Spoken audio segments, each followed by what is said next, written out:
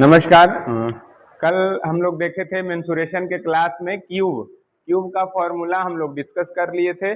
सबसे बड़ी बात कि फॉर्मूला मेंसुरेशन का कोई भी याद नहीं रखना है, याद रखना है, उसका बेसिक समझना है कि वो फॉर्मूला बनता कैसे है। उसी कड़ी में आज हम लोगों ने आगे देखेंगे क्यूबॉइड यानी घनाभ। तो अभी देखिए एक कॉमन फॉर्मूला जो हर सिमेट्रिक फिगर के लिए हम लोग बताए थे कि लागू रहेगा, वो हमने बोर्ड पे लिख दिया है। यानी LA से वक्र पृष्ठ का क्षेत्रफल बराबर area of perimeter of base into height, आधार का परिमाप गुने ऊंचाई। संपूर्ण पृष्ठ का क्षेत्रफल लिख दिया है LA से +2 इंटू एरिया ऑफ बेस, और उसी तरह से आयतन volume equal to area of आधार का क्षेत्रफल area of base into height, ये आपको लिख दिया गया है। तो अभी हम लोग क्यूबॉइड, क्योंकि कल क्यूब देख लिए थे, और जो बच्चे क्यूब का फॉर्मूला बनाना नहीं सीखे हैं वो आज अपने से पहले बनाएंगे, और नहीं बनने पे कल वाला वीडियो जरूर देखेंगे और वीडियो देखने के बाद बताएंगे। तो आज हम लोग क्यूबॉइड में सबसे पहले डिस्कस करेंगे। तो देखिए क्यूबॉइड फिगर होता क्या है। ये आपका ऐसे बनता है, ऐसे, और देख रहे हैं बनाना सीख रहे हैं आप लोग, क्यूबॉइड बनाना सीख रहे हैं। तो इस तरीके से क्यूबॉइड बना, ये क्या बोलते हैं हिंदी में, इसको घनाभ बोलते हैं। तो सबसे पहले जानेंगे क्या कि इसका जो आधार होता है, आधार 2D होता है ना, बताए थे ना कि 2D का हर एक फिगर का ऊंचाई ऐड करने से वो 3D बनता है, और 3D में हम उसको पढ़ते हैं। तो माफ कीजिएगा, ये लीक हो रहा था।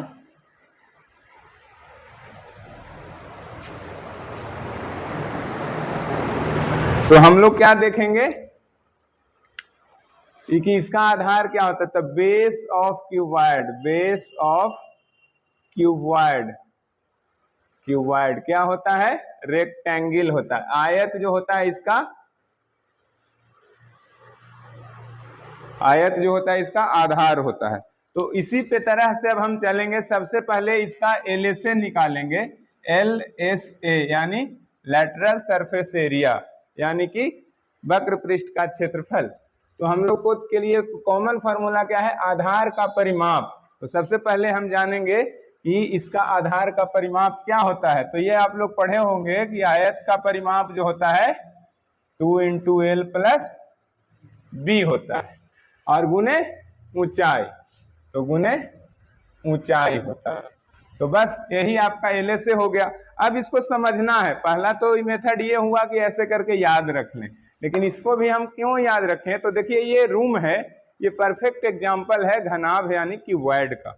इसका जो दीवार है, वक्र पृष्ठ में हम लोग क्या बोले थे कि जो एक सीधी आंख से एक चक्कर घूम जाए ऐसे, और सीधी आंख से जो दिखाई दे बिना ऊपर नीचे किए हुए, वो हमारा क्या होगा, दिखने वाला सारा चीज चारों दीवार वही चारों दीवार क्या हो जाएगा, हमारा लेटरल सरफेस एरिया हो जाएगा। अब लेटरल सरफेस एरिया जो होगा, तो ये दीवार वो दीवार सामने वाला और ये पीछे वाला दीवार, ये चारों का हमको क्षेत्रफल निकालना है, अगर एरिया निकालना है। तो सबसे पहले देखिए इस रूम में क्या है, ये लंबाई हो गया, इस यहां से लेके उस लास्ट तक की लंबाई, और इधर से इधर तक चौड़ाई मान लेते हैं, और नीचे से ऊपर को ऊंचाई मान लेते हैं।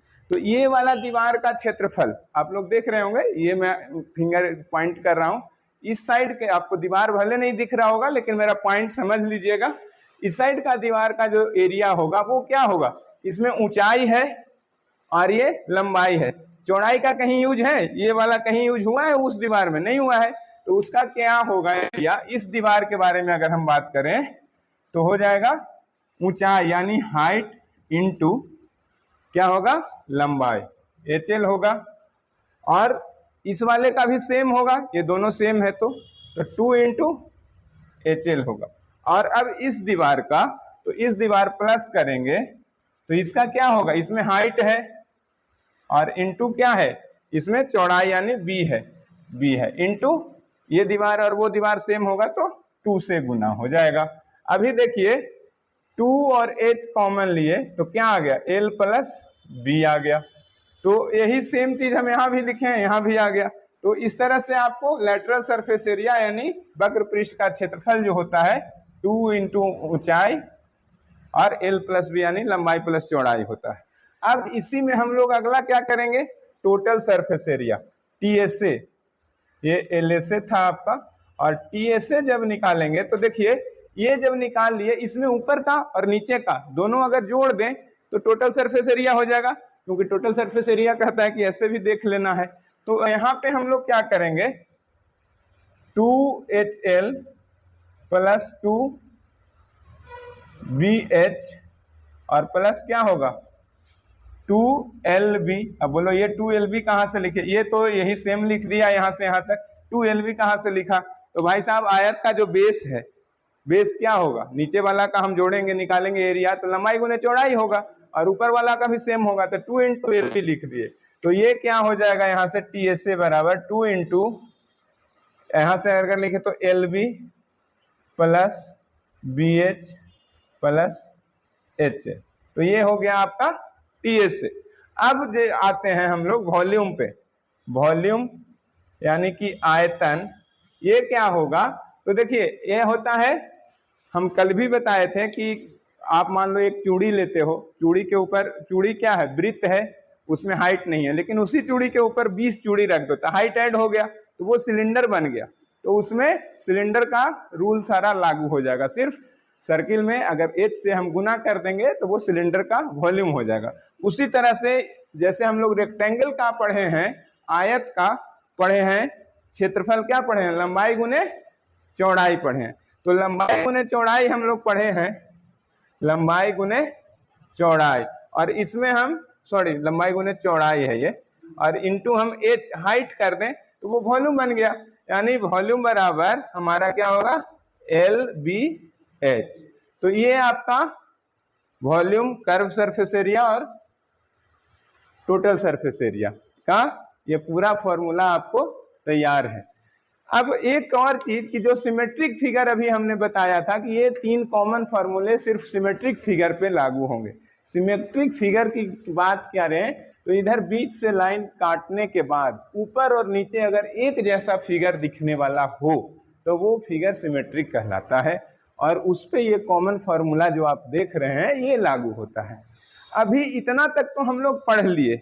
अब इसमें सबसे ज्यादा जो सवाल आते हैं, क्वेश्चंस आते हैं, उसमें क्या आएगा कि इस रूम में रखी जा सकने वाली सबसे लंबी बांस या सबसे लंबी रॉड की लंबाई ज्ञात करें। तो वो क्या पूछ रहा है हमसे, समझना सबसे पहले ये होगा कि ये पूछ क्या रहा है ये इस तरह से। तो वो पूछ रहा है कि विकर्ण, तो विकर्ण क्या होगा समझिएगा, ये कॉर्नर नीचे वाला, इस साइड का नीचे वाला, और उस साइड का सबसे लास्ट कॉर्नर का ऊपर वाला, समझिए मेरा पॉइंट किया हुआ, समझिए डायगोनली इस साइड से उस साइड। तो नीचे नीचे फर्श नहीं, नीचे नीचे फर्श तो सिर्फ आयत का विकर्ण हो जाएगा ना, हमको घनाभ का विकर्ण यानी कि इस रूम में रखी जा सकने वाली सबसे लंबी बांस क्या होगी, तो यहाँ उसका डाउन पॉइंट और वहां उसका अप पॉइंट, इस बीच में जो बांस आएगा वो सबसे लंबा होगा। तो इसको हम लोग निकालेंगे कैसे ये समझना है। तो देखिए सबसे लंबा क्या आ जाएगा, यहां से शुरू होगा, मैं इससे ग्रीन पेन से करने का कोशिश करता हूं, आप लोग समझिएगा, ऐसे ऐसे, यही सबसे लंबा बांस होगा, सबसे लंबा बांस यही होगा। तो इसमें क्या है, इसका समझिएगा कि ये रेक्टेंगल है, ये रेक्टेंगल है, और ये इसका विकर्ण हो गया। तो यानी कि फर्श पर जो बांस रखा हुआ है वो ये ग्रीन वाला हो गया है ना, वो ये ग्रीन वाला हो गया। अब यहाँ पे वो दीवार दिया हुआ है, यहाँ पे दीवार दिया हुआ है, और जो सबसे लंबा बांस होगा क्या होगा, यहाँ का ऊपर वाला पॉइंट यहाँ सटेगा उसका, और नीचे वाला यहाँ सटेगा, समझिए यहाँ से यहाँ ऐसे सट चलेगा, यहाँ से ऐसे।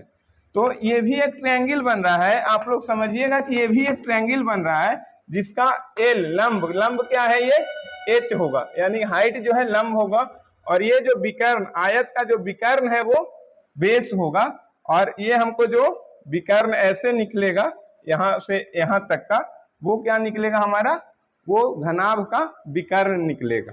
तो अब इसके लिए क्या करेंगे, आयत का विकर्ण सबसे पहले होता है क्या, L square plus B square under root.